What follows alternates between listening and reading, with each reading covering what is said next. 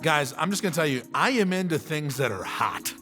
And that's not exactly what I meant. I'm into things that are popular, way more than I think I actually should admit to you. I care way too much about the top 10 movies on Netflix, about the hot songs on Spotify. I care way too much about the celebrity gossip, what's going on in the world, about The Rock or Kylie Jenner or whoever you throw in, Devin Booker, I don't know. I care more about them than I probably should admit. But let's be real, I think that you kind of do that too. And so quickly, with the person next to you, talk about something that's like popular in the world right now that you care more about than you maybe want to admit.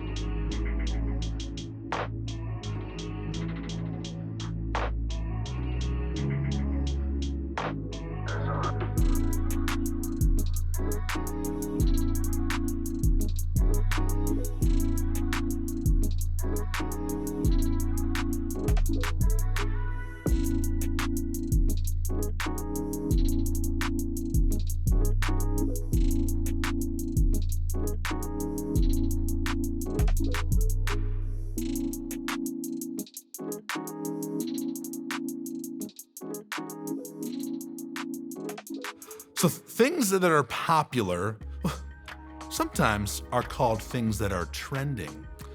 That's what we're doing here. We're starting a brand new series called Trending, and we're talking about things that are trending in your life. And over the next couple weeks, we're gonna look at 3 things that tend to trend in our life. The people that we follow, the music that we listen to, or the movies or shows that we watch.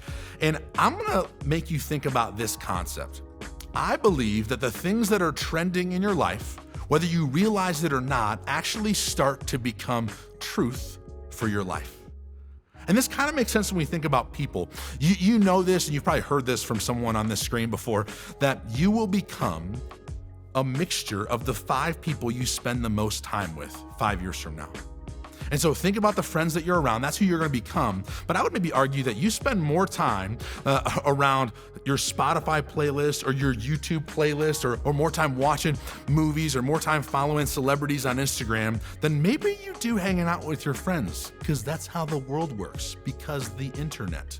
And I think that those things that you spend time consuming and being around tend to affect your life in a pretty crazy way. And so we're gonna talk about things that I think maybe are trending in your life, and hopefully maybe think about what your life could look like if something else was trending. A few years ago, myself went with a bunch of student pastors to Prescott, Arizona, and Prescott is where junior high camp is gonna be, UCYC. Get signed up for it, it's gonna be awesome. And so we went to UCYC, and we were gonna pray for this next year. And so all the student pastors, we hiked through the woods up to this big bluff, and we looked out over this incredible view, and we prayed for the next year. But then on the way back, what happened was I kind of got in front on accident. I don't know, we kind of broke away from the group, and I just started walking. And there was a moment when I was walking where it dawned on me that I wasn't sure where we were going. And so I just started walking confidently. I'm walking over logs, I'm going around bushes, ducking under trees. And there's a moment when you're far enough away where I'm like, man, I feel like, listen, I'm not 100% sure where I'm going. And so I stop, and I turn around, and I look around, and it's just me and the 3 or 4 people that were following me. And I'm like, hey, do you guys know where we're going? And the guy right behind me goes, no, I was just following you. And the guy behind him goes, no, I was just following you. And the guy behind him goes, no, I was just following you. And the reality is, whether you think this or not, you will always end up where the person you are following is headed. Let me say that again. You will always end up where the person you are following is headed. And so the question I have for you guys today is, who are you following? Who are the people that you look up to, that you spend time with? Maybe it's your mom or your dad or your grandpa or your grandma. Maybe it's your brother or your cousin. Or maybe it's your best friend. Maybe it's the kid next to you in school. Maybe it's that celebrity that you follow on TikTok and you try to practice all their dances all the time. Maybe it's Elite Gamer 97 on Call of Duty. You don't know their name, but you know their tag. They're wonderful. Who are you following? Who are you spending the most time looking up to?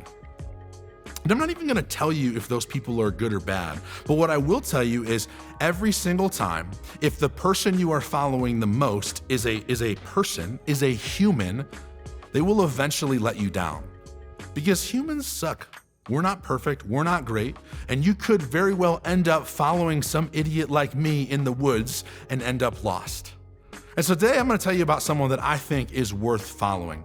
I'm gonna tell you about Jesus.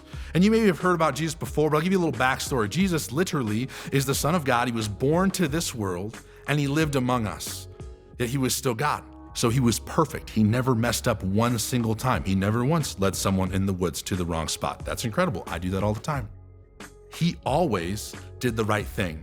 But what was even crazier about it is he wasn't running around yelling like, I'm always doing the right thing. And there was a moment in his life where he was teaching to people. And people were asking, hey, who are you? Things were starting to murmur. People were starting to say things about him. And they wanted specifically, like, who are you? And he says this in the book of John. He says this, I am the light of the world. Whoever follows me will never walk in darkness, but will have the light of life. Let me read that one more time. I am the light of the world. Whoever follows me will never walk in darkness, but they will have the light of life. I think in Arizona, you and I maybe undervalue how awesome light is. You walk outside and it's sunny 365 days a year. It's sunny every single day and you just kind of stop appreciating it. If you were to live in Seattle or where I grew up in Michigan, it's cloudy sometimes. And when it's cloudy, it's easy to just be like mopey and to do nothing and to be sad. And the sun brings life, but you also know what it's like to be in the dark. You've woken up in the middle of the night and it's pitch black and you're in junior high, so your room is a disaster. It's a tornado, it's a minefield, and you're trying to pick your way through stuff and you step on a Lego and you scream so loud that your neighbors hear. And in that moment, you're just desperate for light. You wanna see. When I was in high school, I went caving. Not sure if everyone went caving before, but here's the premise of caving. You drive to the middle of nowhere, and then you walk into the middle of the nowhere farther. And then once you're in that middle of nowhere spot, you look around and there's a hole in the ground, and then you get in it.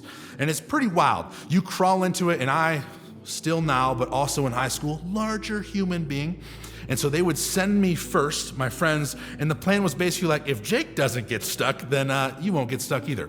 And so they would send me down, and we had a guide that we were following, but we crawled through these little crevices, and we're covered in mud and grossness and water. Like, it was awesome. I loved caving.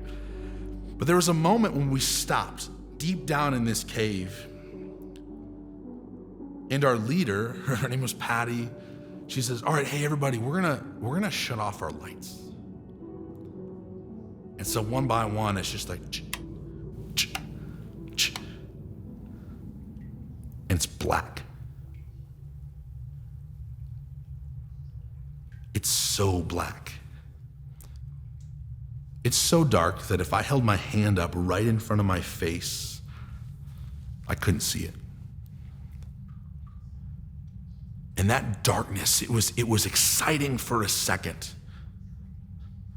But as the time stretched, 3 to 5 to 10, all you wanted to do was to just turn your light back on. Because you were afraid. Because you were realizing if you couldn't have light in this moment, you would have no hope. You couldn't escape. You couldn't get out of this cave because you literally couldn't see anything. We turn our lights back on and we crawl back up to the service and we get out of this cave. And for the first time in a long time, I appreciated light. It allowed me to see. It gave me hope. It gave me direction. It gave me purpose.